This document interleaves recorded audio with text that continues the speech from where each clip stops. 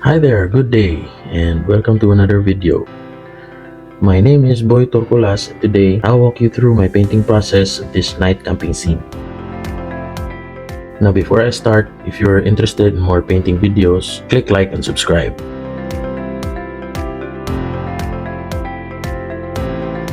Okay, let's start painting. So today, I'm working on an 8x12 which I already painted with black acrylic paint, and what you can see me doing here is I'm trying to spread out a very thin layer of this mix of ultramarine and burnt umber. Now this will serve as my underpainting, and this time, since I only gave myself 2 hours and I'm working wet on wet, I would like to have the option of blending my first layers with my underpainting.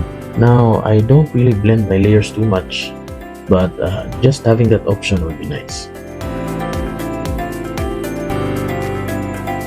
As you can see here, I have started with my campfire horizontally at the center. And of course, I am completely aware that you should not put any major element of your composition at the center. But believe me guys, I have tried out sketching so many different arrangements of this scene and none of the others seem to work. So I don't know, maybe you can suggest anything, just let me know in the comments. Anyway, these first layers consist of burnt sienna and crimson predominantly, with a little bit of thinner. And to adjust temperature and values, I use umbers and yellow ochre. For a little side note, I want to point out here that I did not do any initial sketches and just went straight to painting. Well, to me, one purpose is to have the freedom of not having to tightly follow any line drawings. Another reason is that I want to decide things as I go. And yes, I did make a lot of sketches on paper before painting, but those were just to see which arrangement might work and which ones don't. And the third reason for me is that I thought it might help me paint more loosely. And lastly, as Bob Ross puts it, more chances for happy accidents. Now I'm putting in some hints of leaves and branches of the tree on the left side. Now notice that I made the tree so it's slightly leaning towards the center. And this is an old but very effective compositional trick. And later on, I'm gonna pair this with another tree on the right side. And what this does is, if done correctly, hopefully it will create an effect of inviting the viewer to sort of walk into the scene. Or in other words, it will make the viewer feel like he is walking into the scene for the painting, if that makes sense.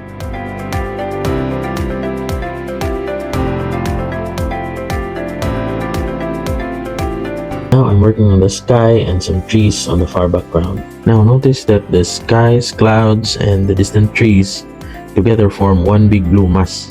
So my intention for this is to use it as a compositional vector that points straight to the focus of the painting. Now another reason for this big blue shape is to complement the blues and browns in the foreground. If you've already seen some of my videos, you probably have heard this line more than once. So it's the warm and cool contrast. I just feel like my paintings aren't complete without that warm and cool contrast. And by the way, since we're talking about blues, I just want to share that since adding cerulean blue to my palette, my paintings have greatly improved. My mixes for my skies and water are more accurate. Others say cobalt is better, but I have a 4-year-old in my home studio where I paint. So I think a year ago I decided not to use any heavy metal pigment anymore.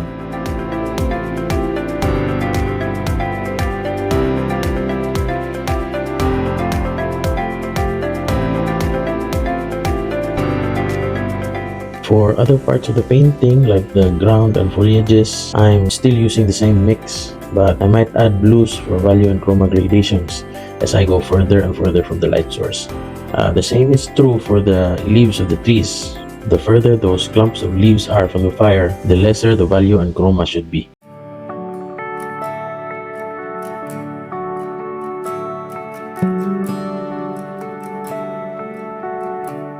I then add a little more of the yellow ochre and burnt sienna to the same mix, and this is to layer onto those leaves that are closer to the light source. And another thing to note here as I'm painting these leaves is that I am also constantly looking out for some odd patterns that may have formed. So taking a step back from my easel from time to time to look at the painting as a whole was a big help. And for me, in achieving realism, this is really very important. But again, if you can find a way to create some subtle patterns that can lead the viewer's eye to the focus whilst also maintaining the randomness, then that would be perfect.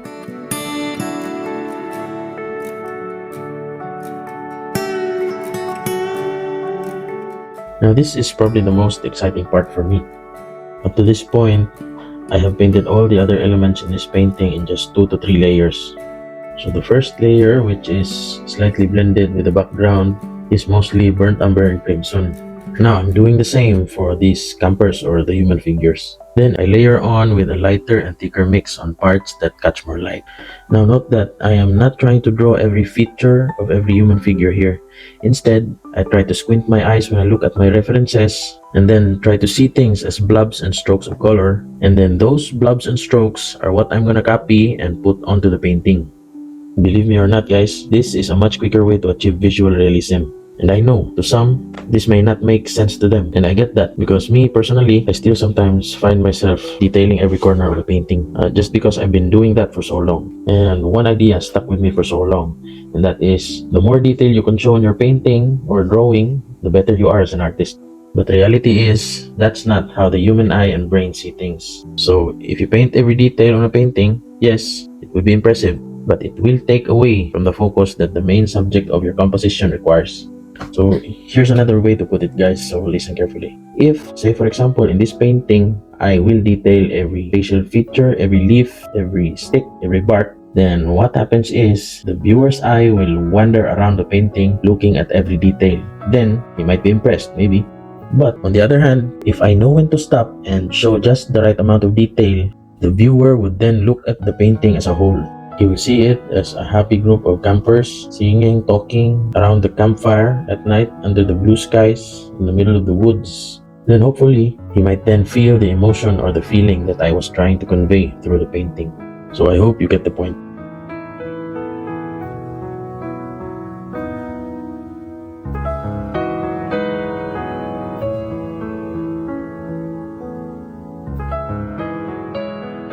This is, by the way, my second time painting night scenes, and one thing I realized is how quickly you can paint them. This one in particular, since I started on a black background, is even quicker than the first one I made.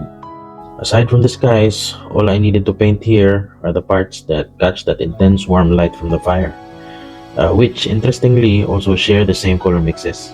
So no need to worry about depth, no tricky greens, and best of all, no matter what color the human figures are wearing, they will all need the same mixes of your browns, reds, and ochre.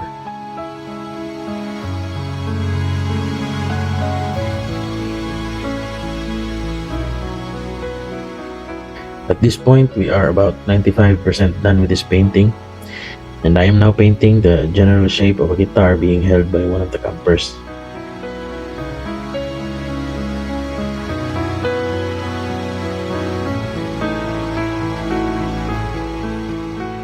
And for the last few touches, you can see me here putting in the final highlights. Now this is where you wouldn't want to overdo things. I am seeing my composition take shape and I'm happy with it, so I really need to be careful not to mess this up. So I only put those highlights on parts that I feel do really need the highlight, if that makes sense. And last but not the least, the focus of the painting, the fire. So as you can see, I had to tone down the value of the body of the fire. This is because, to my judgment, the initial color I painted the fire with is too light, and I might not have any room for my highlights to pop. I then layer on with a lighter mix of almost pure white. Now before I call this done, there's one more thing I want to add to this painting. And actually, I almost forgot about this. So as you can see, the sky in this scene is clearly bright. And some part of this scene should somehow catch some of that blue light, right? So I picked this lucky guy on the right and decided to put just a subtle hint of that blue light from the skies on the back of his head and his shoulders. So there it is, again, for the sake of warm and cool contrast. And we are just about done here, guys. I'd like to thank everyone for watching, especially those like you who still watching up to this point. So if you enjoyed watching this video and if you've learned something from it, click like and subscribe. Again, this is Boy Torcolas. Thanks again for watching and see you on the next video.